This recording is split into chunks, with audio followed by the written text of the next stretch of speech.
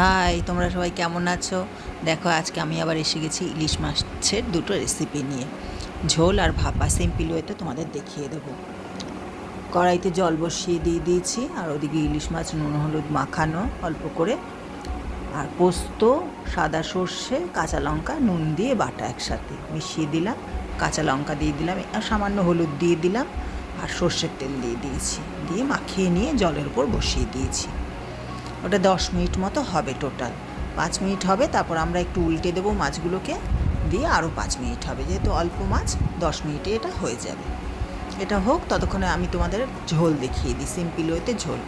কারণ সর্ষে বাটা হচ্ছে, সর্ষে আমার কর্তামশাইটি খান না, ওটা আমি আর আমার ছেলে খাবো।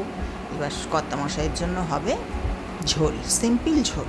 এটা আমাকে করতে হবে, আমি ভাবলাম তোমাদের সঙ্গে একটু শেয়ার করে দিই। তেল বসিয়ে দিয়েছি, একদম কাঁচা মাছের ঝোল দেখাবো, মাছটা একটুও ভাজিনি, ঠিক আছে, নুন হলুদ মাখিয়ে রাখা আছে।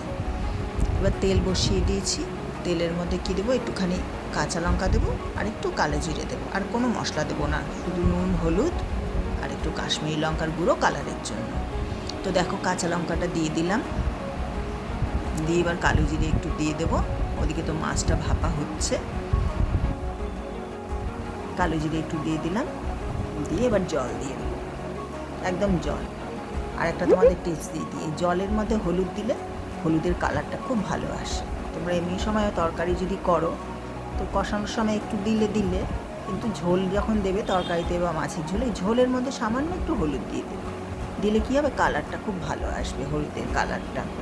তো ওই জন্য হলুদটা দেখো ঝোলের মধ্যেই দিয়ে দিলাম, হলুদটা তেলের মধ্যে দিলে পুড়ে যাবে, ওই জন্য জলের মধ্যেই হলুদটা দিয়ে দিলাম। আর দেবো কি, একটু কাশ্মীরি লঙ্কার গুঁড়ো, একটু কালারের জন্য। এবার দেখো, একটু নুন দিয়ে দিলাম স্বাদ মতো। আমার রান্না তোমাদের কেমন লাগছে তোমরা কিন্তু অবশ্যই কমেন্ট করো, তাহলে আমারও রান্না দিতে ভালো লাগবে। দেখো, মাছটা দিয়ে দিলাম, কাঁচা হলুদ নুন মাখানো, শুধু মাছ, একটুও ভাজা না, কিচ্ছু না। এবার আস্তে করে ঝোলটা ফুটে উঠবে, যেই ঢাকা দিয়ে দেবো, দিয়ে গ্যাসটা কমিয়ে দেবো। আমার রান্নাগুলো দেখে তোমাদের যদি ভালো লাগে, একটু লাইক করবে, একটু শেয়ার করবে, একটু কমেন্ট করবে, ভালো লাগলে একটু সাবস্ক্রাইবও করে দেবে, তাহলে নতুন নতুন রান্না দিলে নোটিফিকেশান তোমাদের কাছে চলে যাবে। আমিও তো তাহলে তোমাদের অনেক অনেক রান্না আরও দেখাবো, নতুন নতুন রান্না দেখাবো। দেখো, ঝোলের কালারটা দেখেছো, একটু উল্টে দিলাম মাছটা, দিয়ে একটু ঢাকা দিয়ে দিলাম। এটাও মিনিট 5 ফুটলেই তোমার ঝোলটা হয়ে যাবে, খুব ইজি ওয়েতেই রান্নাটা হয়ে যায়। দেখো, ঝোল আর ভাপা, দেখেছো কালারটা ভালো লাগছে না বলো? কালারটা দেখে মনে হচ্ছে তো ঠিকঠাক হয়েছে। তোমরা কিন্তু করে খেয়ে দেখবে, দেখে আমাকে বলবে কেমন হলো। ভালো থাকবে সবাই, আজকের মতো টাটা।